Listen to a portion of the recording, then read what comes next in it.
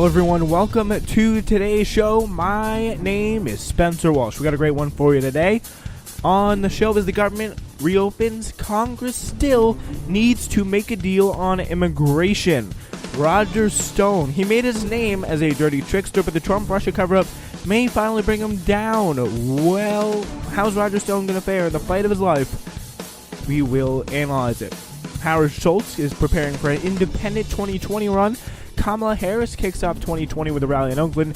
Mick Mulvaney warns that Trump will shut down the government again. And the high display of idiocy over at Davos. It's supposed to be a pretty smart, wealthy place, but maybe not so much when it comes to like billionaires like Michael Dell. Joining me to discuss it all today, we're so happy to have him back.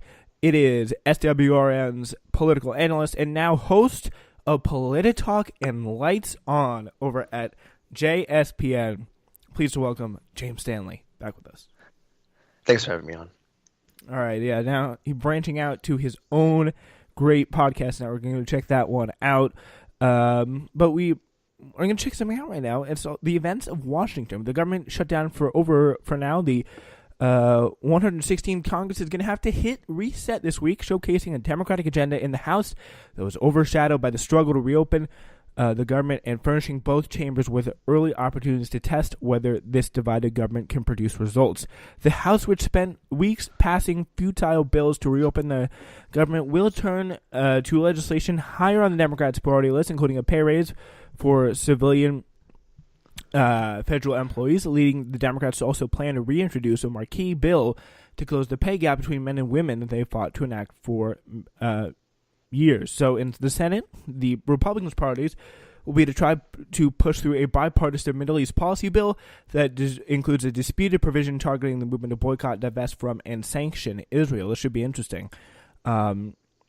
Which is going to be that's going to be a major free speech issue that a lot of people you can expect objections from, like places like Ilhan Omar, maybe Bernie Sanders will come out and speak up against it, because it's really crazy that the amount of restrictions on the free speech that you can have in Israel against Israel, and the rhetoric that so often gets spun by the incredibly powerful, like, pro-Israel people in Washington, from Chuck Schumer to Lindsey Graham. It just goes pretty much everywhere. With their measure, Republicans will test for fractures in the resurgent Democratic Party, where Palestinian rights activists have found new voices in the House. And shout out to Rashid Tlaib in Michigan and Ilhan Omar of Minnesota. I think this hopefully should really kind of wake up a lot of Democrats, and the kind of the push to take Israel kind of in a new light. So, I mean, it's going to be real. What are your thoughts about this boycott, divest, or this just pretty much this BDS bill? BDS is boycott, divestment, and sanctions from Israel. What are your thoughts about that, James? Oh, yeah, I definitely think it's long overdue, because we've seen the amount of violence that Israel has basically put onto the Palestinian people along their border. We see that early last year and late portions of last year, and I think that it's definitely time for this to occur. I think that what really needs to be done is the bill that they have up here, and I think that it needs to be passed. Now, that's really a good question to see whether it's actually going to pass in portions of the House where we see many moderate Democrats basically actually haven't had their opinion yet on whether they're pro-Israel or pro-Palestine. Many House Democrats actually, I read an article a while ago saying that a lot of them are actually running away from even saying whether they were pro-Israel or pro-Palestine, so that they wouldn't have any backlash from those certain groups of voters. Yeah. So even for the Democrats, being pro-Israel actually helps them in a lot of districts. But also, I think that personally, for me, I think being pro-Palestine and pro-two-state solution definitely is the best way to go. For many of them, I think that this bill is really just the best way to start off with it. And I think that it's definitely very long overdue. I really do think, and it is kind of sad that Americans, they just don't care what happens with Israel. And that's very disturbing. Like that is what that's what the reality of the situation is there. Because we just time and time again see really a lot of just indifference. Like, it doesn't really affect a lot of people's lives, but when the massacre over last May happened, it was in the news a lot, but it's much more beneficial for representatives in Congress and House and Senate to just say I'm pro-Israel, because it gets you like a lot of money from like AIPAC and other sources that'll really put you on the map and help you a lot when it comes time for re-election. So I think that's a lot of the motivation, but it just doesn't seem like the American people have a strong feeling one way or the other in a broad majority. So yeah, that kind of conflict's going on as well with is the House and the Senate kind of have dueling agendas. But the hearing, let's talk about, James, kind of the impact of the hearings and what we should expect, both with William Barr's upcoming hearing and some of the oversight hearings that the Democrats have planned.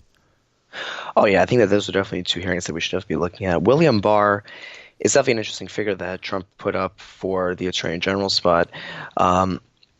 He actually said that he's going to be fine with letting Mueller end his probe. He's going to not forcibly stop him, which is good to hear. But William Barr definitely is still a bit an interesting character, especially after what occurred with Roger Stone and what is occurring as well with other Intelligence Committee assignment things.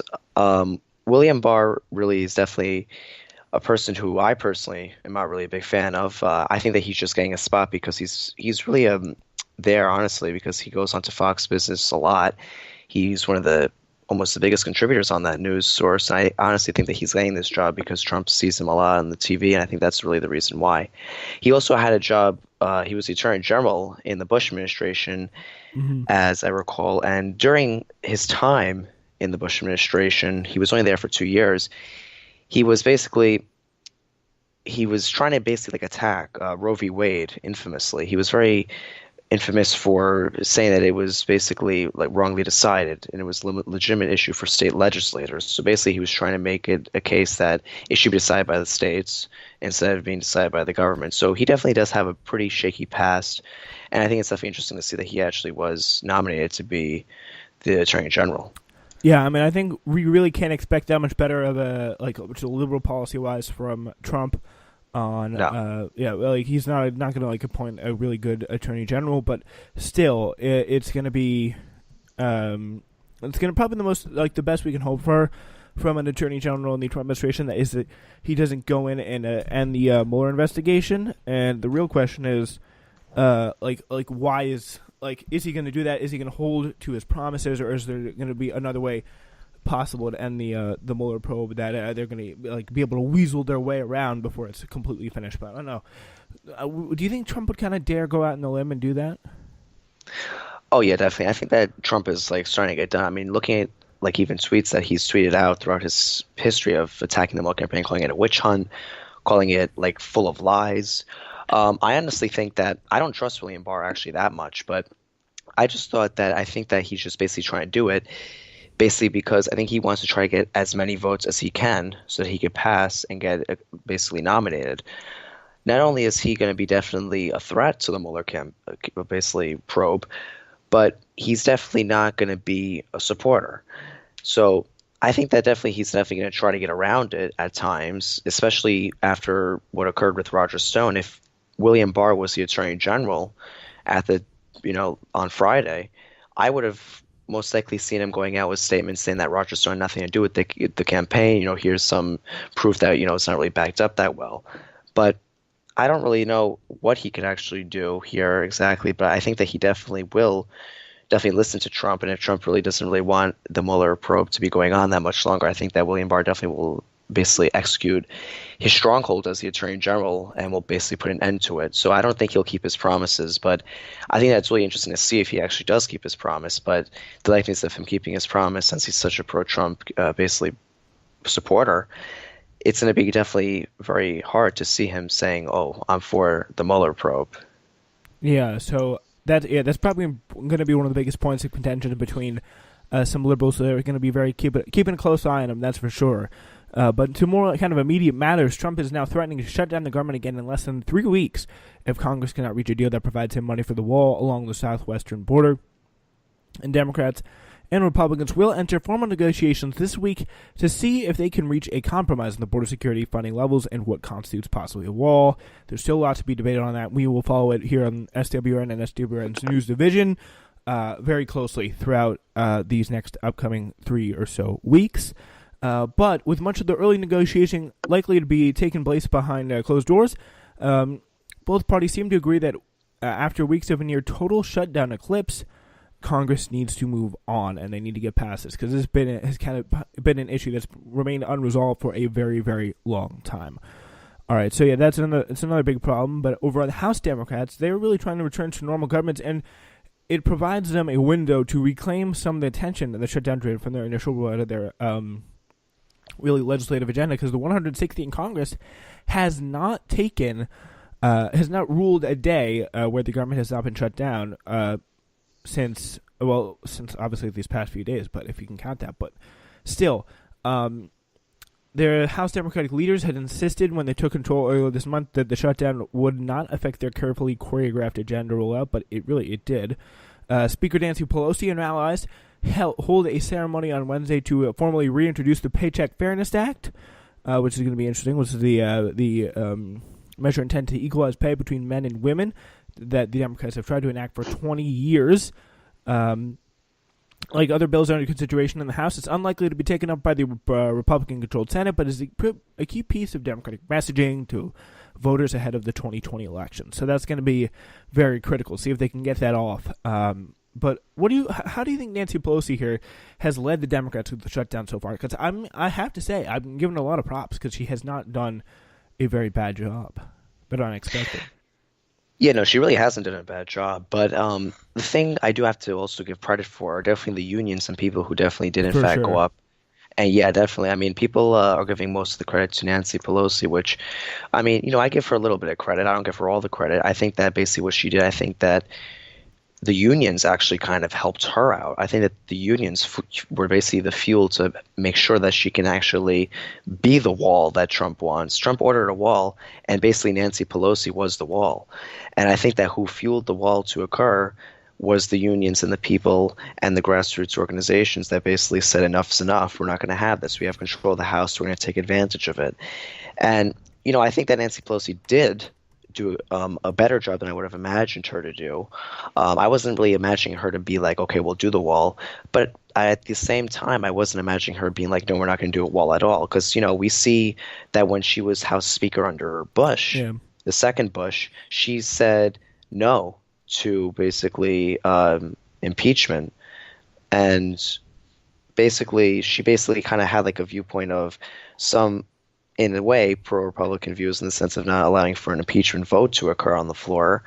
And at the same time, I was a little bit shocked to see that she didn't actually give in to Trump by putting a wall in basically into the funding bill, which I'm definitely very happy to see that wasn't put in, because that was a big waste of money.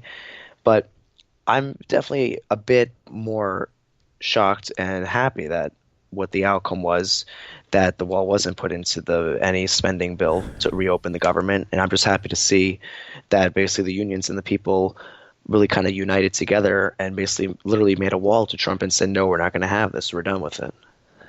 Yeah, I definitely think that's the point you mentioned before about the unions is so critical, because I think it's now going to be very important for Nancy Pelosi to just kind of like pay the unions back a little bit, because they're kind of organizing the threatening of a sick out or a possibility of a strike from flight attendants who are not getting paid. I mean, we even saw on the last day of the shutdown kind of the shutdown of all air traffic, which is pretty crazy at LaGuardia. They said they had to shut that all down, according to the FAA, for even a little bit of time. After, I think it was like 12 hours that happened. It's crazy. There's so many people were just calling in sick. And so I think it's going to be very important for Nancy Pelosi to kind of give the workers some support on that. So over in the House Armed Services Committee, they will hold a hearing Tuesday about the cost and rationale of the deployment by Trump of thousands of active duty troops to the southern border as before the election that we talked about. Representative Adam Smith of Washington, the committee's chairman, said in a statement there that there has been not an adequate justification for the use of our military personnel in this way, so he's going to go after that. And the Judiciary Committee will hold the first hearing on the For the People Act to build support for legislation that would overhaul key aspects of the way federal elections are financed and held. So it's going to be interesting. So this is Jerry Nadler over in the Judiciary Committee, I believe. Is that right, James? Jerry Nadler? Yeah, Jerry Nadler, yeah. Yeah, he seems to be getting there on the right track. So I think it's very helpful that the left is kind of present here, because this is something that we have not seen. Like, these priorities are something that we have not seen taken up really in a long time. So